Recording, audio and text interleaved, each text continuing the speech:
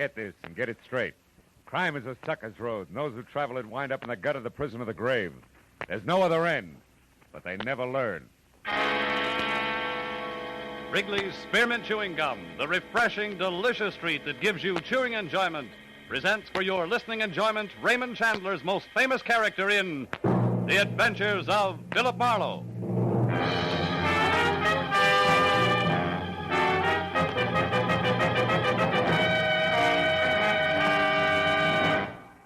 To make every day more enjoyable, treat yourself often to refreshing, delicious Wrigley's Spearmint Chewing Gum. Here's a taste treat you can enjoy indoors, outdoors, at work, or at play. The cool, long-lasting mint flavor refreshes you. The smooth, steady chewing helps keep you fresh and alert. Adds enjoyment to whatever you're doing. Wrigley's Spearmint Chewing Gum. Healthful, refreshing, delicious. Now, with Gerald Moore, starred as Philip Marlowe, the makers of Wrigley's Spearmint Chewing Gum are glad to bring you tonight's exciting story, The Iron Coffin.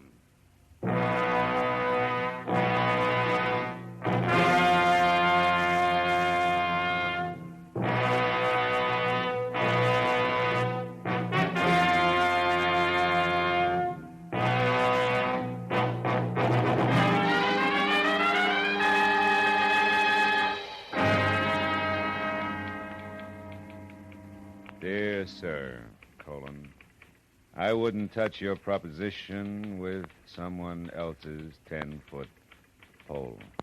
Period. Furthermore, Hello? Would you connect me with Mr. Marlowe, please? Philip Marlowe, the private investigator. This is Philip Marlowe. Oh, I'm so glad I caught you. Mr. Marlowe, you've been very highly recommended to me by a very dear friend, and I want to employ your services for a case. All right, who are you? I'm Catherine Newbold. Uh-huh. It's about my daughter, Irene, or more exactly, about her fiancé. I want you to find him for me. He's 26, dark complexioned, about 5 feet 10, and just a minute, Mrs. Newbold. It's a little early for descriptions. What's the nature of his disappearance? Mr. Marlowe. Yeah? I'm afraid I just can't explain over the phone. I'm at the boys' place now. Would you come over here? It's 4220.5 Bronx. 4220.5, huh? You see, Bennett is lost, and Irene's gone to help him, and she may get lost, too. Well, how do you mean that, Mrs. Newbold? Lost where? Back somewhere in the 16th century.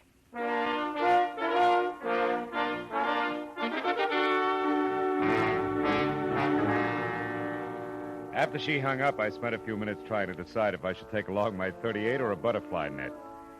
But in spite of what I thought she'd said about the 16th century, I was convinced that Mrs. Newbold was a genuinely worried woman. I'd sold myself on that by the time I hit Bronson Avenue. When I finally found number 4220.5, I began to unsell myself fast. Said 4220.5 was a sagging second floor of a weed-ridden tile and stucco heap on the alley, in back of a dead delicatessen. The windows were heavily shuttered behind rusty iron grills, and the heavy door was set at the top of a narrow flight of unreliable wooden stairs. Mr. Marlowe, I'm Mrs. Newbold. Hello. The looks of this place on the outside, Holy smoke. It's rather bizarre, isn't it? Yeah, to say the very least. These are Bennett Virago's rooms. He's a student. Of what, alchemy? His place is a museum. Everything in here must date back to the... Yes, to the 16th century. That's what you said, yeah. That's what I meant.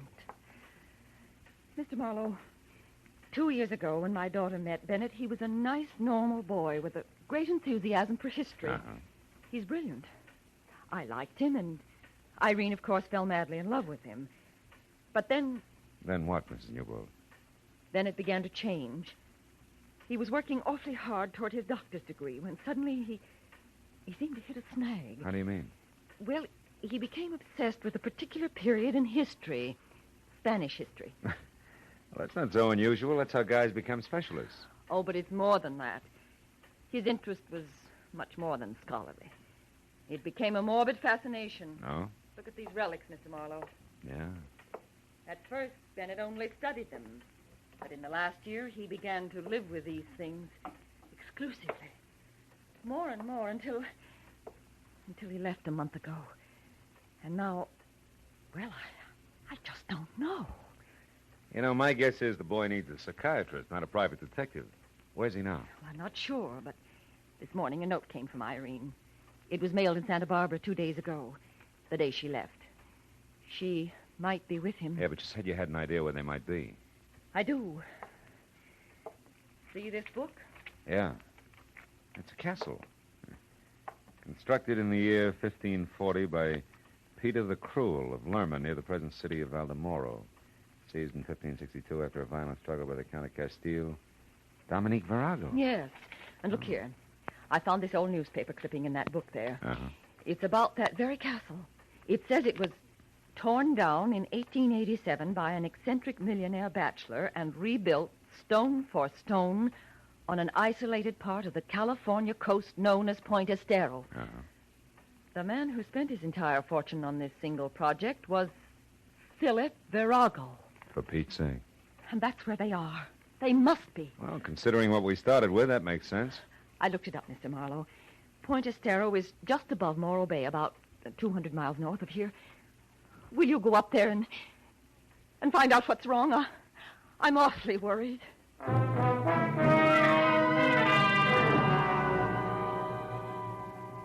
I told her the transplanted castles from Spain were not exactly my cup of tequila.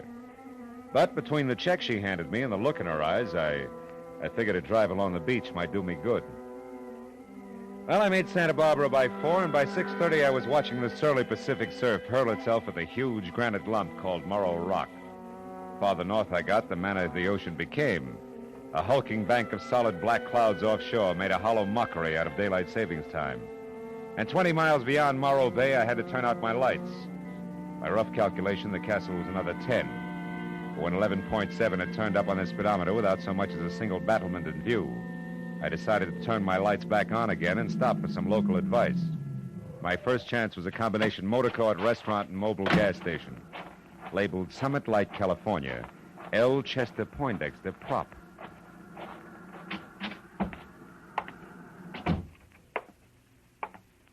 Howdy, friend.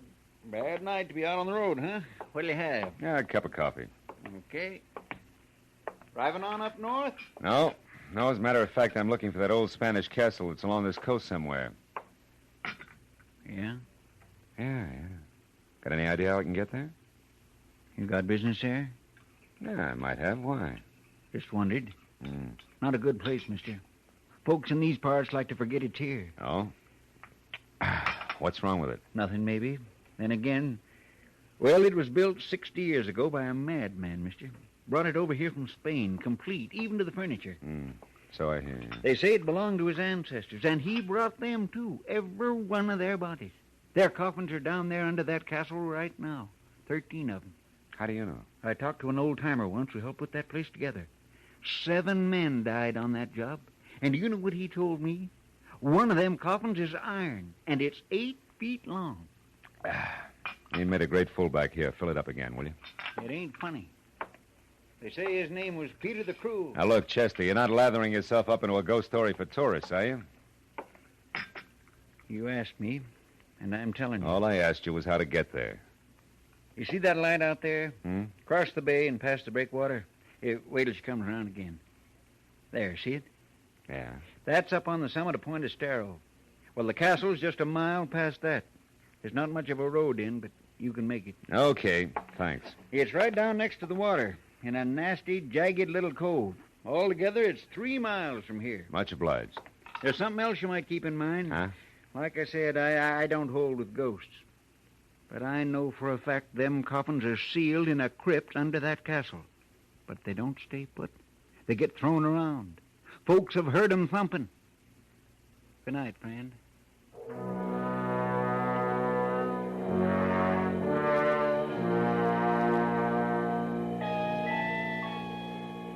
The highway dropped down close to the quiet bay, which was sheltered by the breakwater.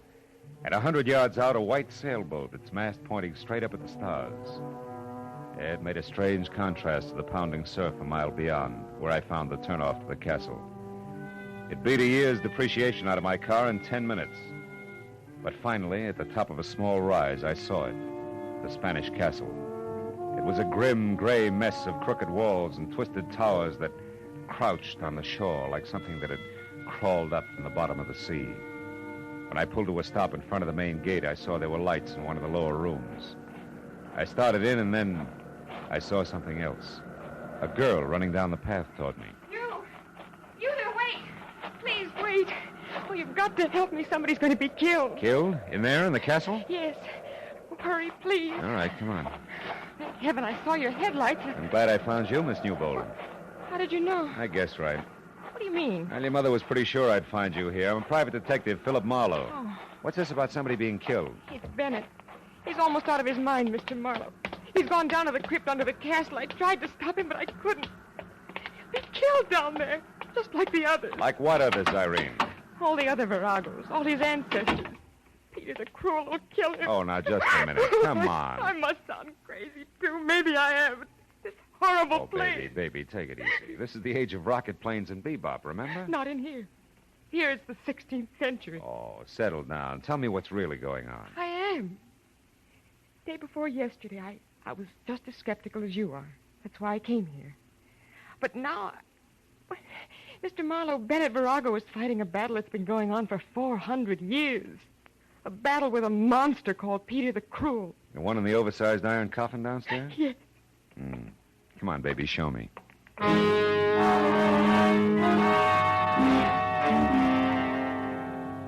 What I could see in the light of the 4 candles in the holder I'd picked up I didn't like. She led me first down a long flight of stairs, then through a maze of ponderous arched pillars that made the catacombs seem cozy by comparison. Finally, we stopped in front of a heavy door with an iron ring in it. I hauled it open and almost fell in. We were at the top of a deep circular room, carved from solid bedrock.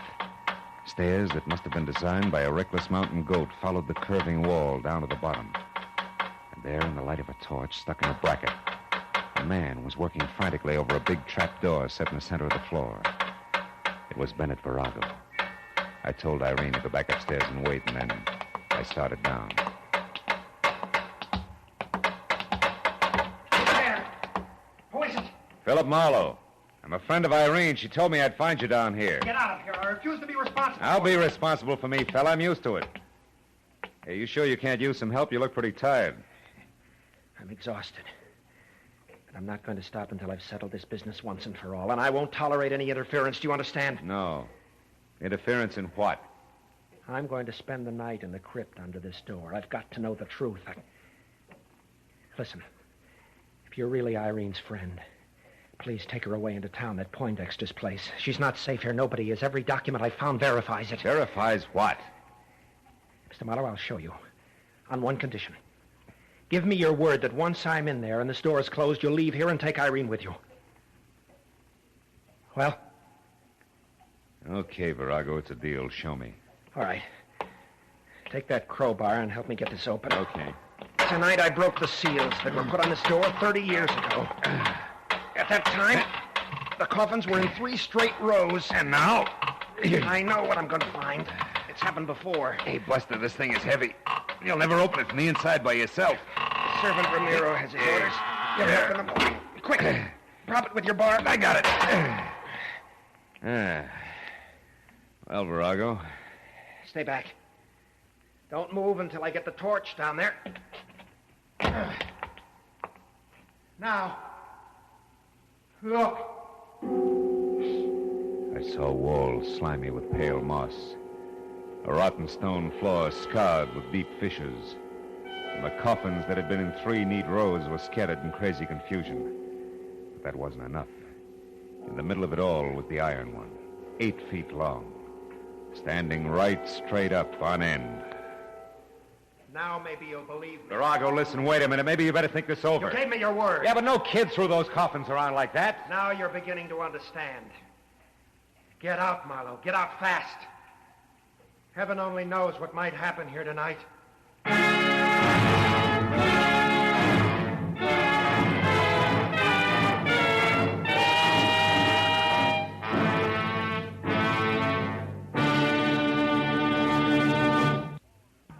To make every day more enjoyable, treat yourself often to refreshing, delicious spearmint chewing gum.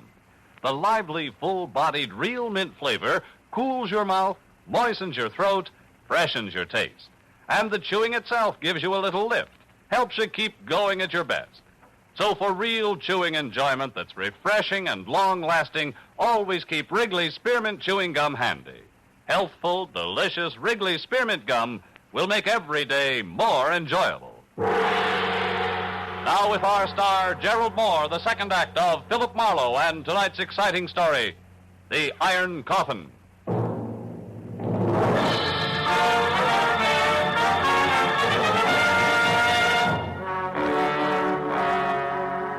I kept telling myself that Virago wasn't in any danger. That this was 1950 and spirits from the 16th century didn't stand a ghost of a chance against a determined man. But I couldn't quite believe it. And things didn't get any cozier as I watched the man with the obsession descend into the crypt. A candle in his hand, casting a crazy chorus of shadow dancers against the dripping wet walls. After the trapdoor crashed shut, I kept holding on tight to the 20th century and things that made it tick. And that helped until I was back up to the basement level. A moment of your time, please, senor. A tangle of gray, black, shaggy hair fell all around a grisly old face that could have scared a Halloween mask. And the rest of him fit from a build that included almost no shoulders, ape-long, scrawny arms, and an outfit that was medieval. I did not mean to alarm you, senor. Yeah, you couldn't miss. It's so dark in here. You're Ramiro? Si, Ramiro. Yeah. I, senor, wait upon the master of this house, even as my father did, and his father before him. Always, senor, Ramiro has been in service in this castle. Always since Peter the Cruel. You mean you came over here from Spain? You were imported with this castle? Si, indeed. It had to be that way, senor. None else but Ramiro knows the castle. Every stone, every fixture, every sound in the night. Why, senor, there where you stand, Ramiro stood on that fateful day in the year 1562 when Dominic Virago, the Count of Castile, sentenced Peter the Cruel to his death. Oh, it was an awesome occasion, senor. I'll bet. The story of that day lives in my mind as though I had been present. I hear and see it all. Hear and see the fantastic spectacle in this very room. The place lighted by flaming torches. The prisoner was Peter the Cruel. His legs bound in heavy chains and weighted with an iron ball. The crowd surged forward to hear what the Castile has to say. Dominic Virago, Count of Castile, do this day proclaim the tyrannical rule of the prisoner before me at an end. And I do further proclaim that the prisoner, Peter the Cruel, be hanged, wearing the shackles and weights of a common thief. And when his body is dead, I order it cut down and sealed in an iron coffin, the chains not removed. Only by right of the royal blood of our fathers do I allow his remains to be placed in the family crypt below this room. Now, Peter the Cruel, you have heard this sentence. How do you speak?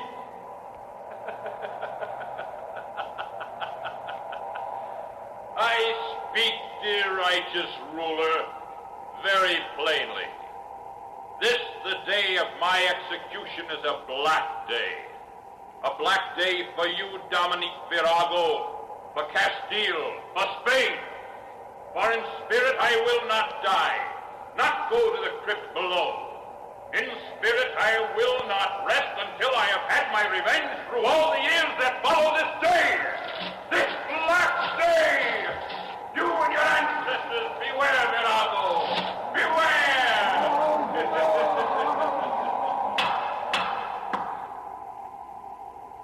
Silence! The Count of Castile would reply.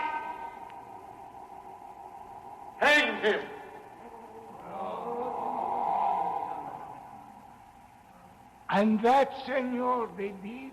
Hanged him and buried him below us. That is why I stopped you here, to warn you. Yes. Well, tell me, Ramiro, your ancestors, whose side were they on? The Count or Peter the Cruel? Well? The Ramirez served only one man, senor. The master of the house.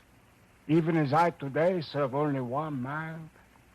The master of the house. Good night, senor. He glared at me for a long moment with sickly yellow eyes. Then he stepped back and was gone.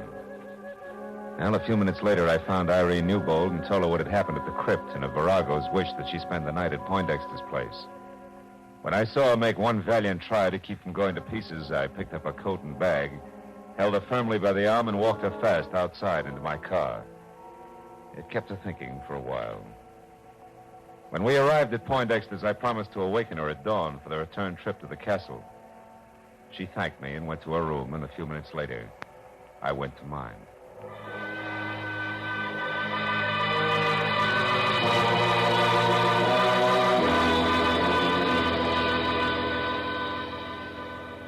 After 3 hours of cigarette-filled sleeplessness had gone by, I slipped outside and watched the summit light that winked at me every third second. I didn't wink back. And the sight of El Chester Poindexter standing at the cliff's edge ahead, looking toward the bay below and the long, wide wash of the full moon, didn't help any. Sure. How do, Mr. Marlowe? Trouble sleeping? Yeah, your local ghost made good. He keeps propping my eyelids open. And you don't feel up to much smart joking either, huh, Mr. Marlowe? Poindexter, I'm worried about Virago. And you should be. That Peter the Cruel was certainly a powerful party. Oh, nuts to Peter the Cruel. There's another answer. There's got to be. But you said Virago. Yeah, and I meant Virago. Virago in his own mind. He won't even look for another answer. He'll keep fighting ghosts until the boys in the white jackets with court orders call for him. And then there's Irene. Mr. Marlowe, you were saying... Hey, Poindexter, look out there. See out there, that boat anchored in the bay? Yeah. That's the same one I saw from the road before, isn't it? The road I took to the castle? Sure. Only sailboat around here. Springtide certainly has her dipping for moss tonight, huh? Certainly has. Her, me, and a lot of other things, including the fact that our boy who's chasing ghosts is going to be killed by something very real if we don't get a move on. Come on, come on. We're all going to the castle in a big hurry.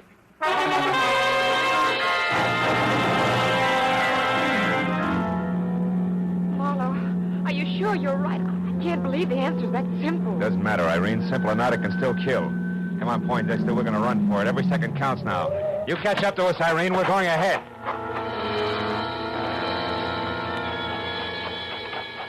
Poindexter followed me as I ran into the castle, and down the stone stairs to the basement and along the passageway that led to the spot above the crypt where I'd first met Marimo. But we both slammed to a stop at the sight of something I couldn't expect to find this side of the Dark Ages. It was Ramiro again. Only this time minus his apron and long winter underwear, and plus a head-to-toe black coat of mail with a shiny steel helmet spike on top, tucked underneath his arm. And in one hand, a lantern that swung to and fro with his cackling. In the other, a long sword, vintage Lady of the Lake. Yes! Come back, senor! Back, senor! Senor, they're fighting down there in the crypt. Virago, the last of the Viragos, and Peter the Cruel. Peter who is to have his revenge. Get out, Ramiro. Come on, Poindexter. We got to get this door open. No, stop! Get lost, boy! Are we in time? Is Bennett all right? I don't know yet. Watch that jerk in the fancy dress. If he gets up, yell. Come on, Poindexter. We got to get this door open. Come on. Let's have it. It's coming. Look, the crypt is filled with water just like you said. Help me. Oh, Bennett. Bennett, thank heaven you're all right. Virago, here. Take my hand. Reach for it. There we are. Couldn't have lasted another minute. The water came through the cracks in the floor. And the coffins. They floated. That's right. They're bumping against the sides of the crypt as the thumping sound you people have heard. Yes. And when the water subsides again, the coffins will be scattered all over. Oh, Bennett, darling, you see, it's no angry spirit. Yes, but why the water, Mr. Marlowe, and why does Peter the Cruel's coffin always stand on end upright? Where does the water come from? The sea. There's an unusually high tide tonight. Spring tide, they call it, right, Poindexter? Right. Happens when the sun and the moon are in either direct conjunction or opposition. You see, the castle's so close to the ocean and the crypt so deep that the water seeps in as the tide rises. Oh, I see. And as for Peter the Cruel, he settles upright because the old boy was buried in his coffin with his bondage chain still wrapped around his feet, according to legend. Ask Ramiro there. I'll be glad to tell you all about it. Senor, it is more than legend. It is truth. Truth, sir, that no... Oh, shut up, Ramiro. Had enough of you and your stories. Mr. Marlowe, how did you know? I mean... He means, what got you here in time? How did you think of the spring tide, Mr. Marlowe? Well, it was a sailboat anchored in the bay, Irene. You know, when I first saw it, its mast pointed straight up at the stars. When I saw it again, hours later, it was dipped forward sharply because the anchor chain had been pulled tight by the rising tide. Well, that gave me the hunch I needed. The hunch we needed, Mr. Marlowe. Thanks a lot.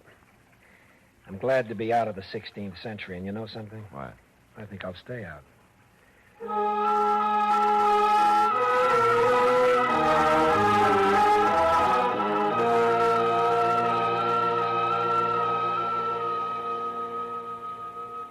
Well, it was another hour before we left the strange relic of another day. An hour in which everybody found himself thinking of Peter the Cruel's vengeful spirit. Oh, well. The tide took care of him. Oh, Marlowe, did you hear that? No. Yeah, well, as I was saying, that's the beauty of reality. Yeah, you can figure everything out. Marlowe, there it is again. Oh, that's nothing. It's probably just the wind. Look, that figure up on the rampart. Figure? Ramparts? Oh. Why, that's Ramiro. Or is it?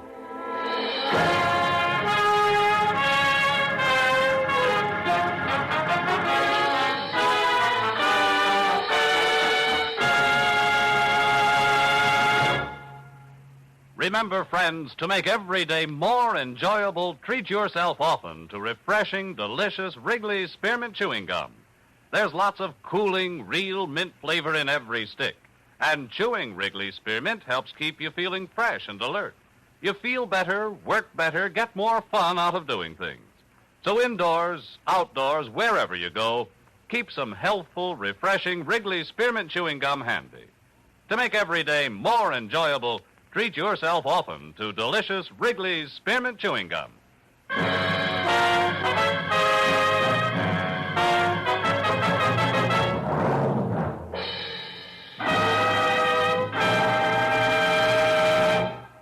The Adventures of Philip Marlowe, presented by Wrigley's Spearmint Gum, bring you Raymond Chandler's most famous character and star, Gerald Moore. Philip Marlowe is produced and directed by Norman Macdonnell and written for radio by Robert Mitchell and Gene Levitt. Featured in the cast were Irene Tedrow, Lillian Bayef, David Ellis, Jane Novello, Parley Bear, Barney Phillips, and Edgar Barrier. The special music is composed and conducted by Richard Arant. The makers of Wrigley's Spearmint Chewing Gum hope you've enjoyed tonight's adventure of Philip Marlowe and that you're enjoying Wrigley's Spearmint Gum every day.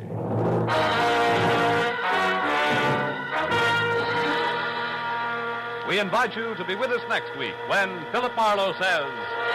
This time a dying man's last wish led me from a gunman with orders to stop me, past a battered corpse in a crumbling mansion, to a ruthless redhead playing for keeps.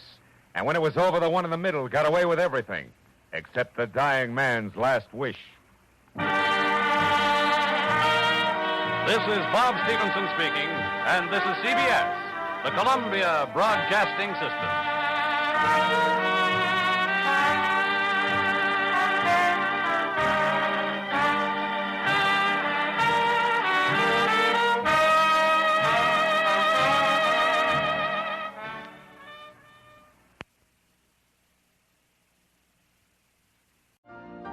You've been listening to the OTR Gold Network. Find more classic radio at otrgold.com.